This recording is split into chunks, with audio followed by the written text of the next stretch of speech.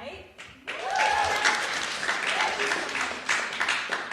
Before we get started, we just have a couple quick announcements, and then you'll be able to see our beautiful scene anthology. But Mary, wait, I don't know what a scene anthology is. Yes, so ShakeScenes, thank you for asking, Caroline, No problem. is, as the name suggests, a collection of Shakespeare and Shakespeare-related scenes.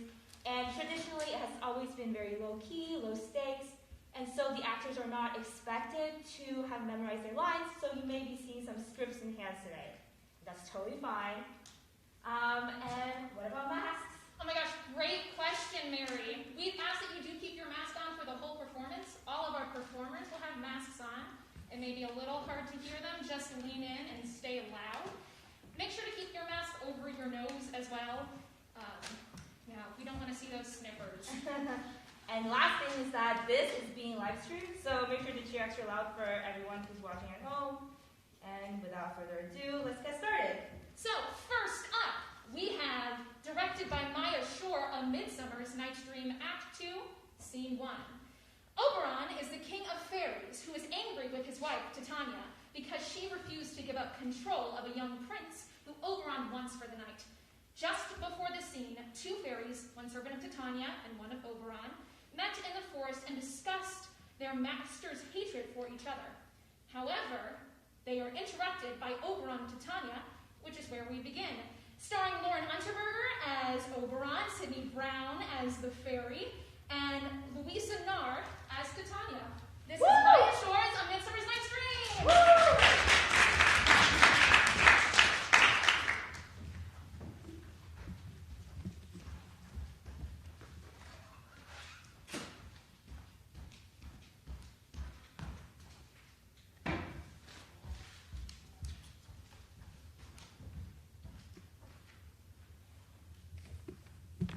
I was met by moonlight, proud Titania. What? Jealous, Oberon? Fairies, skip hence. I have forsworn his bed and company. Tarry, rash wanton, am I not thy lord? Then I must be thy lady. But I know when thou hast stolen away from fairyland, and in the shape of corn sat all day, playing on pipes of corn and versing love. To amorous Phillida, why art thou here? Come from the farthest steppe of India? But that, forsooth, the bouncing Amazon, your buskin mistress, and your warrior love, to Theseus must be wedded, and you come to give their bed joy and prosperity. How canst thou thus for shame, Titania, glance at my credit with Hippolyta, knowing I thy love to Theseus? Didst not thou lead him through the glimmering night from Tarragona, whom he ravished, and made him with fair Agles break his faith with Ariadne and Antiope? These are the forgeries of jealousy! And never, since the middle summer spring, met we on hill and dale, forest or mead, by the paved fountain or by rushing brook, or in the beached margin of the sea, to dance our ringlets into the whistling wind. But with thy brawls, thou hast disturbed our sport. Therefore, the winds, piping to us in vain, as revenge have sucked up from the sea. Contagious fogs, which falling in the land, have every pelting river made so proud that they have overborne their continents. The ox hath therefore stressed his yoke, the plowman lost his sweat, and the green corn hath rotted ears, youth attained a beard. The fold stands empty in the drowned field, and crows are fatted with their murrain flock. The 9 meds morass is filled up with mud, and the quaint mazes in the wanton green, for the lack of thread, are undistinguishable. The human mortals want their winter here. No night is now with him or peril blessed. Therefore, the moon, governess of the floods, hail in her anger, washes all the air, that rheumatic disease do abound, and through this discomfiture we see the seasons alter, hoary and frosts fall in the fresh lap of crimson road, an old hewn thin and icy crown, an adorned chaplet of sweet summer buds, as in mockery set. The spring, the summer, the childling autumn, angry winter change. Their wanton liveries and their mazed world, by their increase, now knows not which is which. And this same prodigy of evils comes from our debate, from our dissension. We are their parents and original. Do you amend again? It lies in you. Why should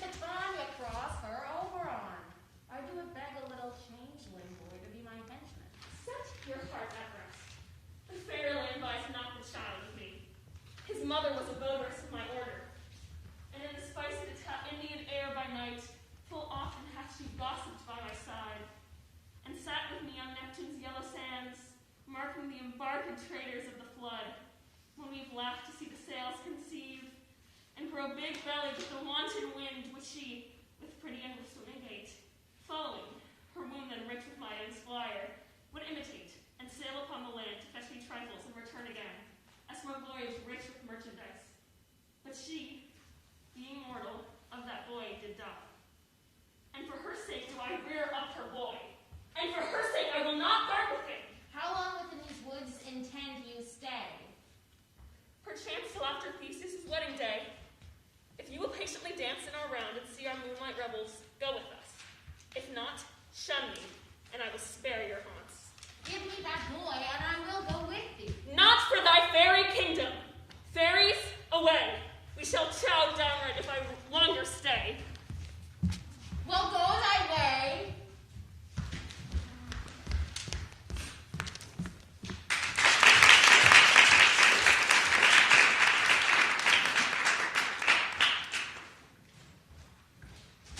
Amazing, great work, all.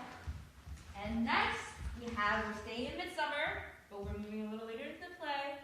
And we have Act 3, Scene 2, and in this scene, after Hermia's father decrees she is to marry Demetrius, she and her lover, Lysander, run off into the woods to escape this fate.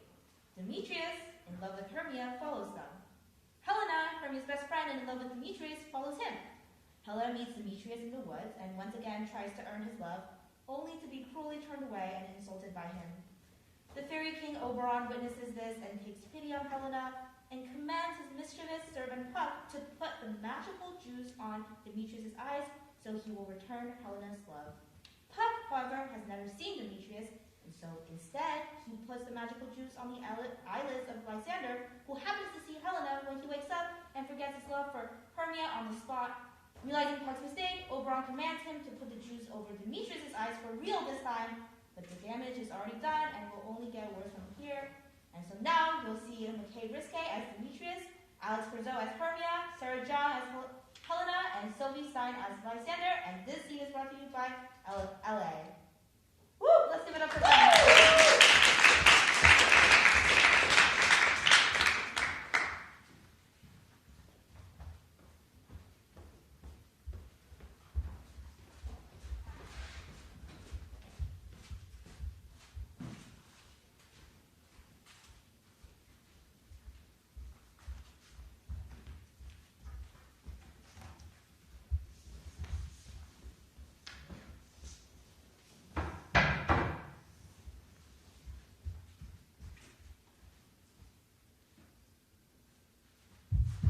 What should you think the country wool is scorn?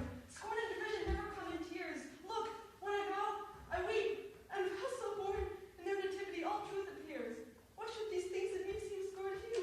Bearing the fact of faith to prove them true. You do advance your cunning more and more. When truth comes truth, O devilish holy friend, these foes are Hermia's. Will you give her a word? Weigh oath with oath, and you will nothing weigh. Your vows to her and me put in two scales will you weigh. Both as light as scales. I had no judgment when you No, first now, saw her. now, you give her a word. Demetrius loves her, but he loves not you.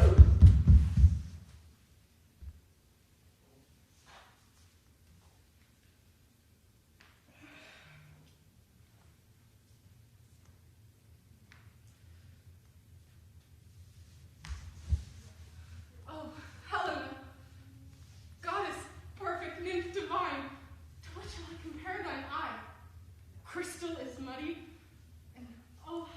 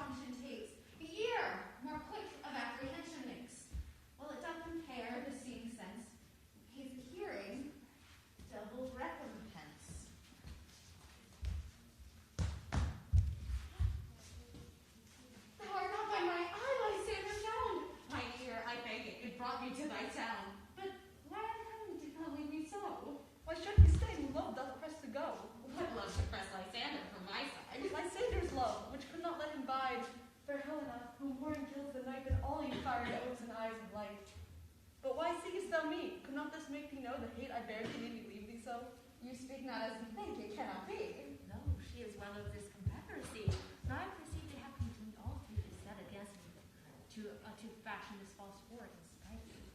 Injurious Hermia, most ungrateful maid, have you conspired, have you with these contrived to bait me with this foul derision?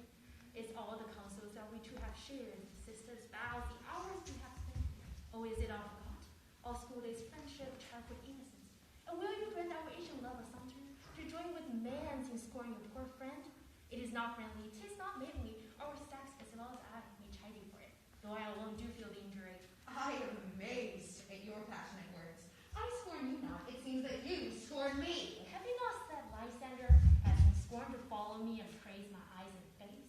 And made your other love Demetrius, who even but now with this spurn me with his foot, took on me goddess and nymph, divine, rare, precious, celestial. Wherefore speaks he thus to her he hates? And wherefore does Lysander deny your love, so rich within his soul, to champion me, pursues affection, but by your setting on, by your consent? I understand not what you mean by this. I do persever. Contrary feet, sad looks, make mouth upon me when I turn my back, wink each at other, hold the sweet jest up. This word well carried shall be chronicled.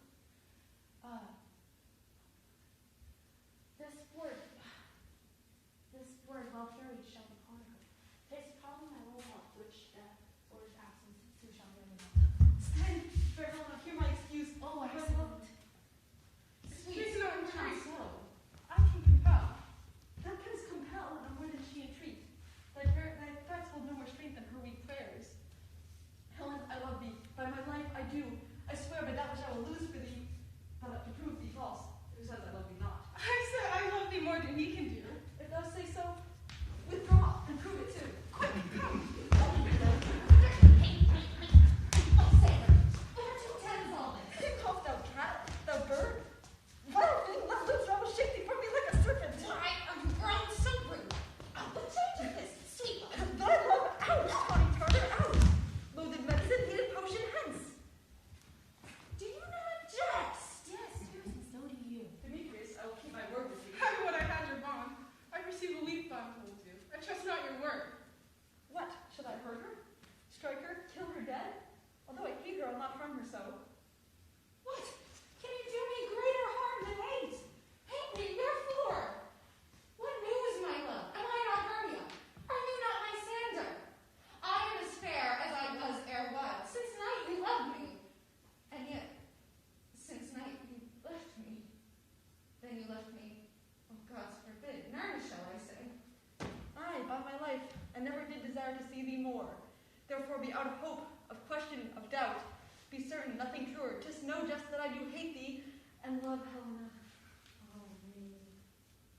You juggler! You canker blossom, you thief of love! What?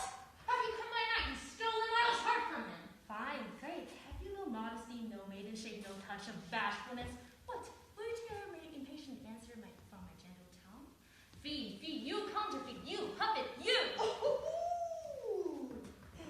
puppet! Why so? Aye, so that way goes the game. Now I perceive that she hath made a compare between our statures. She hath urged her height, and with her personage, her tall personage, her height forsooth. She hath away with him. And are you grown so high in his esteem because I am so dwarfish and so low? How low am I, thou painted maid, oh speak! How low am I?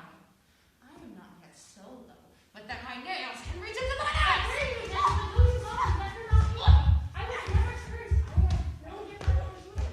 I am not right with my compliments. Better not strike me. You perhaps may think that she's something lower than myself, but I can master her. Lower! Hark again! Good Hermia, do not be so bitter with me. I evermore did love you, did ever keep her counsels, never loved you. Say that unto love into Demetrius, I told him of your scales unto his foot. He followed you, for love I followed him. But he hath checked me hands, and threatened me, to strike me, spurn me, nay, to kill me too. And so you will let me quiet go. To Athens will I bear my holy back, and follow you no further. What get you gone? Who is it that hinders you? My heart,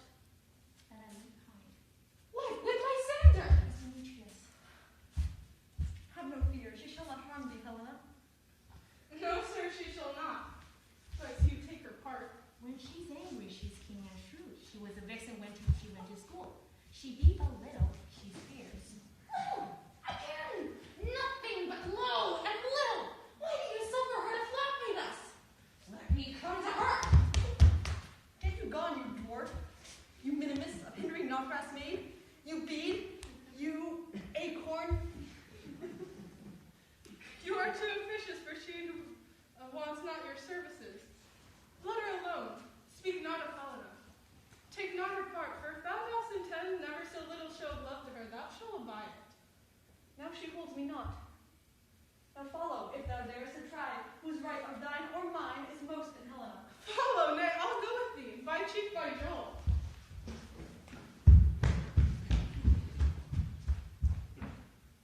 You, mistress. Oh, this coil is long of you yet. Go not back. I will not trust you. I nor longer stay your cursed company. Your hands and my crooked for prey. My legs are longer though. None way. I am amazed, and know not what to say.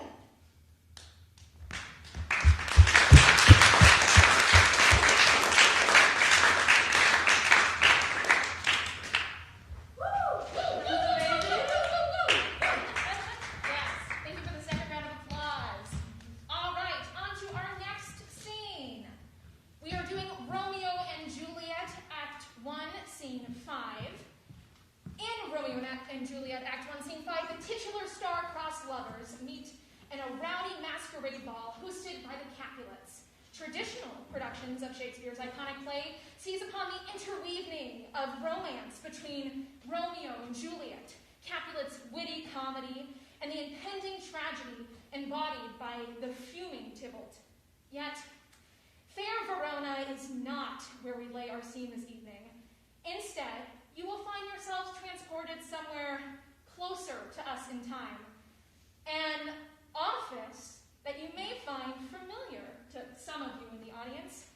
So let's get this costume party on the road. Ben Bovin as Romeo, Morgan Johns as Juliet, Nick Porsborg as Capulet, Cordell Smith as Tybalt, and the director, Elsa Chung, as the second Capulet. Woo! Give it up!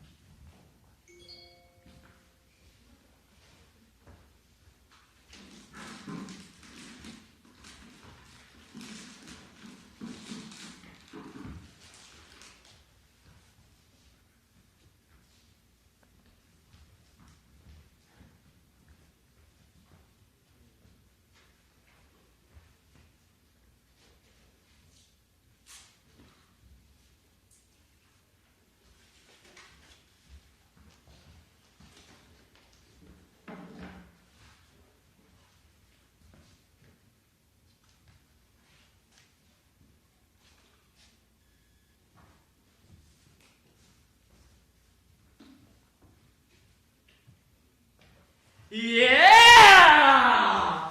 Welcome to the party train, all aboard! Shoot, shoot! Shoot! Too close, too close. Shoot, shoot! Yeah! My casa! Nice, I think. My casa! All right. Welcome, gentlemen. Ladies that have their toes unplagued with corns will have a bout with you. Ah, my mistresses. Which of you all will now deny to dance? She that makes dainty, she I swear hath corns. Am I come near ye now. Welcome, gentlemen. I have seen the day that I have worn a visor and could tell a whispering tale in a fair lady's ear, such as would please. 'Tis gone, 'tis gone, 'tis gone. You are welcome, gentlemen. Come, musicians, play. A hull, give room, and foot it, girls!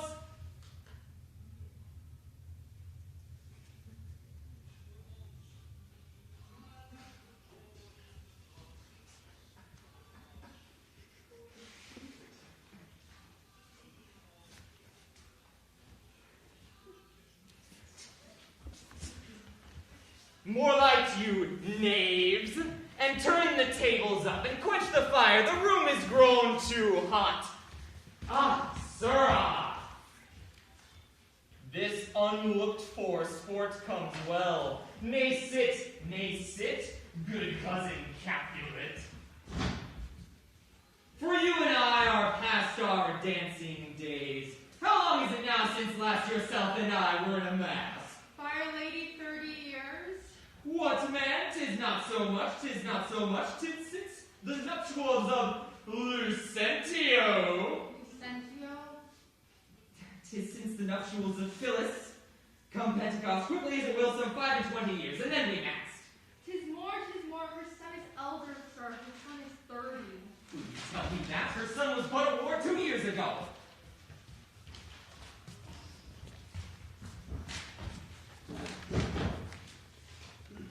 And what lady is that which doth enrich the hand of yonder knight?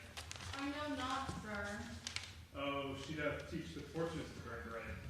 It seems she hangs upon the cheek of night. So shows a snowy dove, trooping with crows, as yonder lady o'er her fellow shows. The measure done, I'll watch her place of stand, and touching hers, make blessed my rude hand. Did my heart love till now? Forswear its sight, for I never saw true beauty till this night. This, by his voice, should be a Halbert. Halbert? This, by his voice, should be a Montague.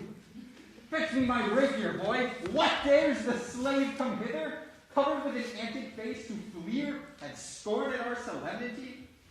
Now, by the stock and honor of my kin, to strike him dead, I declare none is left. Why, kinsman, why furthermore storm you so? Uncle, this is a Montague, our foe, a villain that is hither come in spite to scorn and our solemnity this night? What young Romeo is it? 'Tis he, that villain Romeo. Content thee, gentle cause. Let him alone. He bears him like a portly gentleman, and to say truth, Verona brags of him to be a virtuous and well-governed youth. I would not for the wealth of all the town here in my house do him disparagement. Therefore be patient. Take no note of him. It is my will, which if thou respect show of their presence, and put off these frowns, and ill-beseeming semblance for a feast. What fits when such a villain is a guest? I'll not endure him. He shall be endured. What good man, boy, I say he shall go to. Am I the master here, or are you go to? You'll not endure me. God shall mend my soul. You'll make a mutiny among my guests. You'll set the company. You'll be the man. Why, uncle. It's a shame. Go to.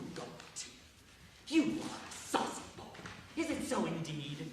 This chick may scant chance to escape you. I know what you must contrary me.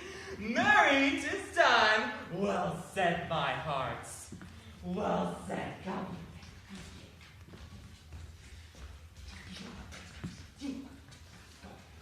More light. Come on, Pam. Come on.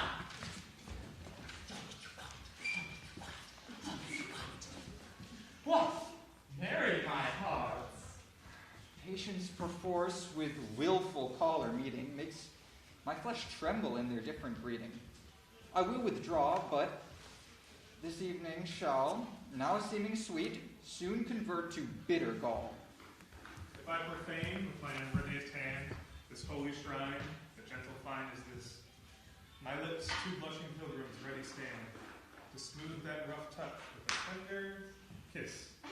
Good pilgrim, you do wrong your hand too much. Which mannerly devotion shows in this? For saints have hands that pilgrims' hands do touch, and palm to palm is holy palmer's kiss. Have not saints lips and holy palmers too? I pilgrim, lips that they must use in prayer. Oh then, dear saint, let lips do what hands do. They pray, grant thou, lest faith turn to despair. Saints do not move, though grant for prayer's sake. Then move not, while my prayers effect, I take. Thus from my lips by yours, my sin is purged. Then have my lips the sin that they have took. Sin from thy lips, O trespass sweetly urged, give me my sin again. Kissed by the book. Nay, gentlemen, be not gone. We have a trifling foolish banquet towards. Is it even so? Why then, I thank you all, honest gentlemen. Good night. More torches here. Come on, then, let's turn fair. Ah, sirrah, by my fay, it waxes late. I'll to my rest.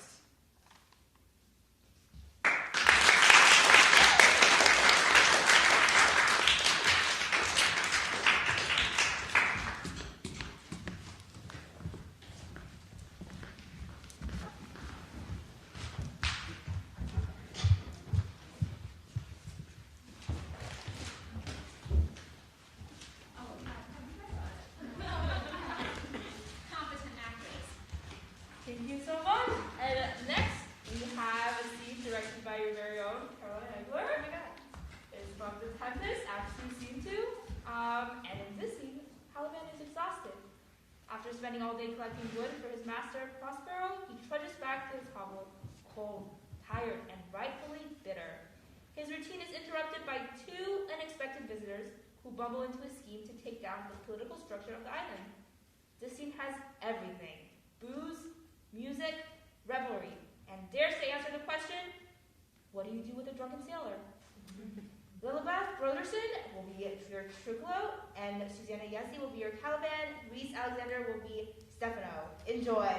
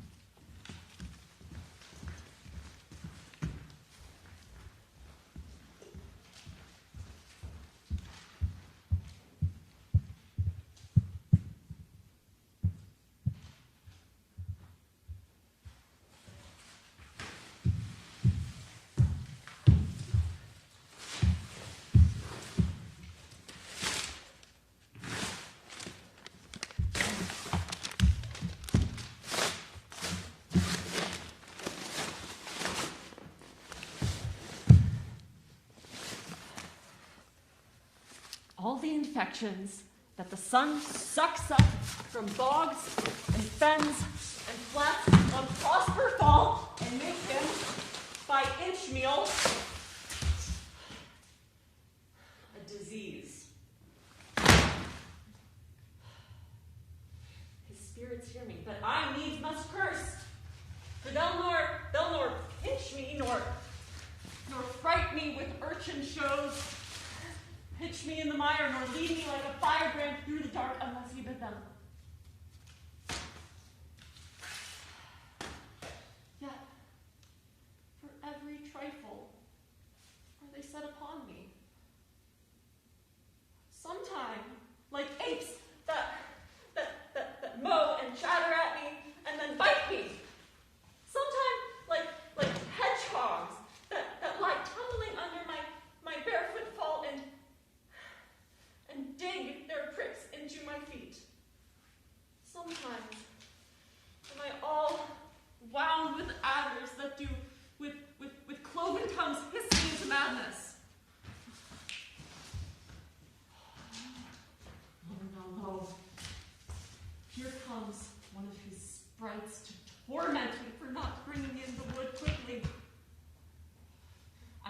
but you will not mind me. Here's neither bush nor shrub to bear off any weather at all, and another storm brewing. I hear it sing in the wind. Yon same black cloud, yon huge one, looks like a foul bombard that would shed his liquor. If it should thunder, as it did before, I know not where to hide my head. Yon same cloud cannot help but fall by pailfuls. What have we here? A man or a fish? Dead or alive? Ooh, a fish. He smells like a fish. A very ancient and fish-like smell. A kind not of the newest Poor John. A strange fish. Legged like a man and with fins like arms. Warm in my trough. I do let loose my opinion. Hold it no longer. This is not a fish, but an islander that hath lately suffered by a thunderbolt. Alas, the storm has come again. My best way is to crawl under his gabardine. There is no other shelter hereabouts. Misery acquaints a man with strange bedfellows. I will shroud here till the dregs of the storm be past.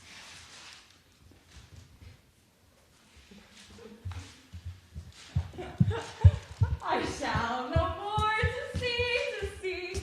Here shall I die ashore. This is a very scurvy tune to play at a man's funeral. Well, here is my comfort.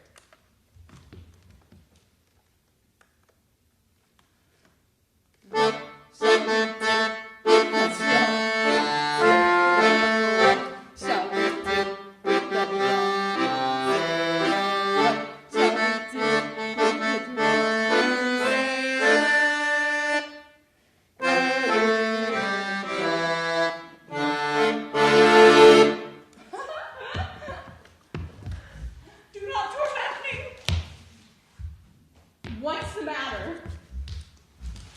Have we devils here? You put tricks upon me with savages and minivins. I have not escaped drowning to be afeard now your 4 legs. For it hath been said, as proper a man as ever went on 4 legs cannot make you give ground. And it shall be said so again while Stefano breathes at nostrils. The spirits torment me, oh! This is some monster of the isle with 4 legs who have got, as I take it, an ague. Where the devil should he learn our language? I will give him some relief, if it be but for that. If I can recover him and keep him tame and get to Naples with him, he will make for as fine a present as any emperor who trod on these leathers. I pray thee, do not torment me, I'll bring my wood home faster. He's in his fit now and does not talk after the wisest. He shall taste of my bottle. If he have never drunk wine before, it will go near to remove his fit. If I can recover him and keep him tame, I will not take too much for him. He shall pay for him that hath him, and that soundly. Thou dost me yet but little harm. Thou wilt not, I know it by thy trembling, now prosper works in me. Come on your ways, open your mouth. Here is that which will give language to you, cat. Open your mouth, this will shake your shaking. I can tell you in that sounding. You cannot tell who's your friend. Come, open your chaps again. I should know that voice. It should be. Oh, but these are devils. Oh, defend me. 4 legs and 2 voices, a most delicate monster. His forward voice now is to speak well of his friend. His backward voice is to utter false speeches and to detract. If all the wine in my bottle will help recover him, I will help his ague.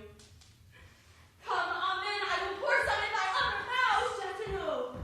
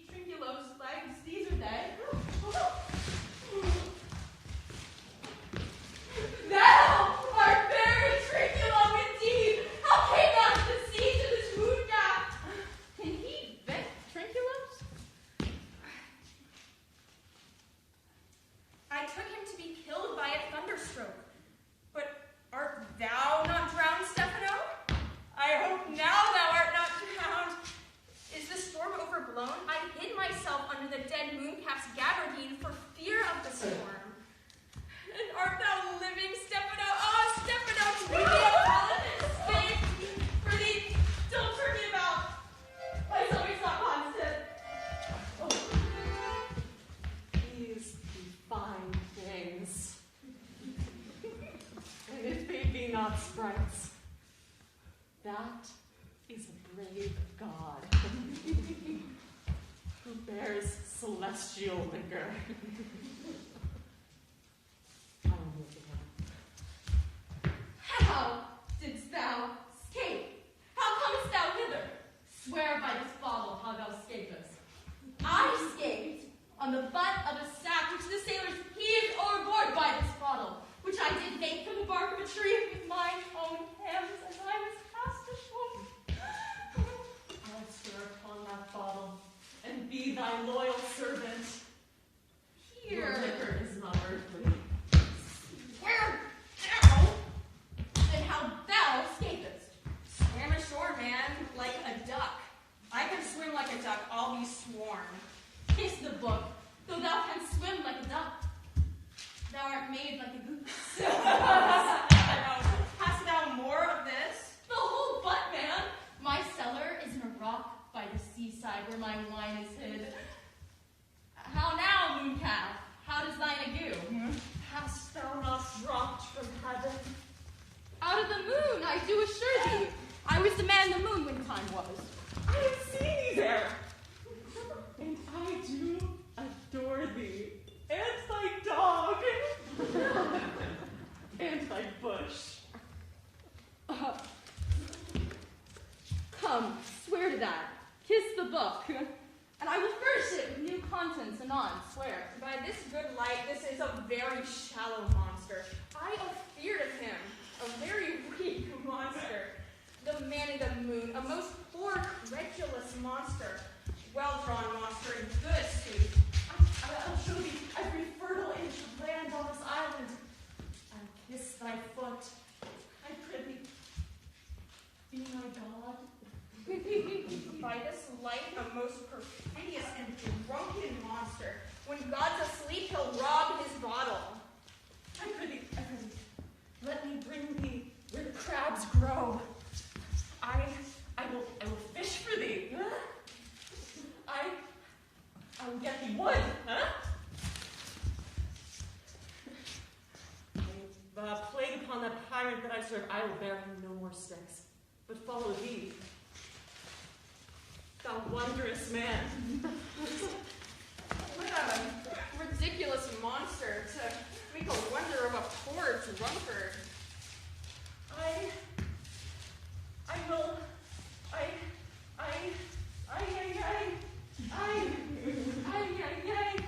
prithee, let me bring thee where the crabs grow, and I will with my long nails dig thee ignuts, show thee a jay's nest, and instruct thee how to snare the nimble marmoset. I will bring thee to clustering goats, and sometimes I will get thee young scamples from the rock. Wilt thou go with me? I prithee, lead the way without any more talking! Triculo, the king and all our company else being drowned. We will inherit here! Bear my bottle, fellow Triculo, and we will fill him by and by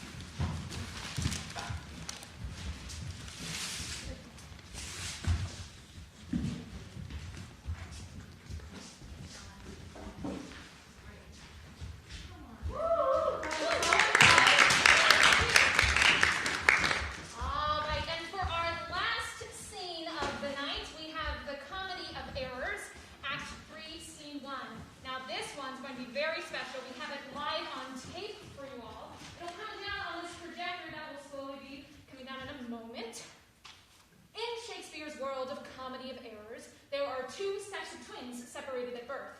Two Antipholus and two Dromioses. Years later, the twins cross paths again in Syracuse, and the classic twin hijinks ensues as one pair of Antipholus and Dromios tries to enter the home, while another pair takes their place inside.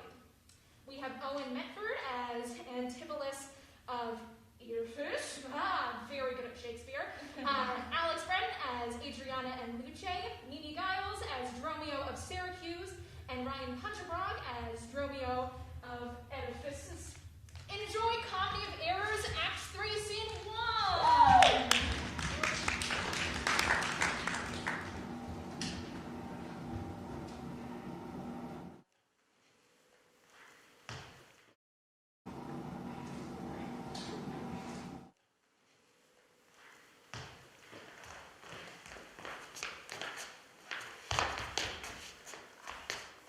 But soft, my door is locked.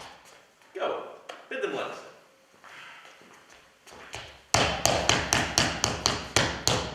Maud, Bridget, Marion, Cecil, Jillian, Jen. Mome, Maltors, Cap'n, Coxcomb, Idiot, Patch. Either get thee from the door, or sit down at the hatch. Dost thou conjure for wenches that thou call'st for such store when one is too many? Go get thee from the door. What patches made our porter? My master stays in the street. Well, let him walk whence he came, lest he catch cold on his feet. Who talks within there? Oh, open the door. Right, sir, you tell me when, and I'll tell you wherefore. Wherefore? For my dinner. I have not dined today. And today here you must not. Come again when you may. What art thou that keepest me out from the house I owe? The porter for this time, sir, and my name is Dromio. O villain, thou hast stolen both mine office and my name. The one there got me credit, the other mickle blame. If thou hadst been Dromio today in my place, thou wouldst have changed thy face for a name, or thy name for an ass. What a coil is there, Dromio? Who goes there at the gate? Let my master in, Luce. Faith, no, he comes too late. So tell your master. Oh, Lord, I must laugh. How about you with a proverb? Shall I set in my staff? How about you with another? That's when, can you tell? If thy name be called Luce, Luce thou hast answered him well. Do you hear, you minion? You'll let us in, I hope. I thought to best you. You said no. So come, help. Well struck. There was blow for blow. Oh, baggage, let me in. Can you tell for whose sake? Master, knock the door hard. Let him knock till it ache. You'll cry for this minion if I beat the door down. What needs all that and a pair of stocks in the town? Who's that at the door that keeps all this noise? By my troth, your town is troubled with unruly boys. Are you their wife? You might have come before. Your wife, sir knave. Go, get you from the door. If you go in pay, master, this knave will go sore. There's something in the wind. We cannot get in. You would say so, master, if your garments were thin. Your cake is warm within. You stand here in the cold. It would make a man mad as a buck to be so bought and sold. Well, go fetch me something. I'll break open the gate. Break any breakings here, and I'll break your knave's pate. A man may break a word with you, sir, and words are but wind. I am breaking in your face, so he break it not behind. It seems thou want'st breaking. Out upon thee, hind.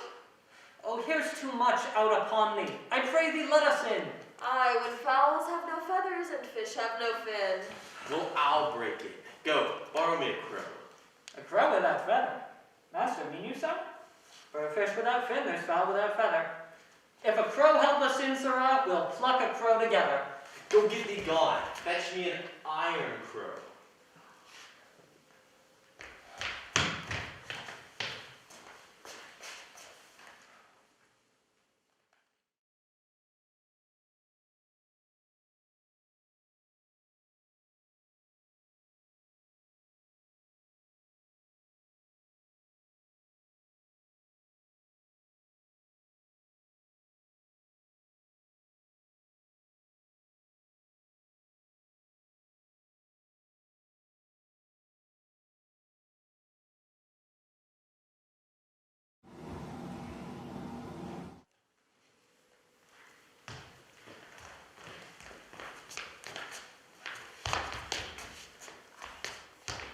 soft. My door is locked.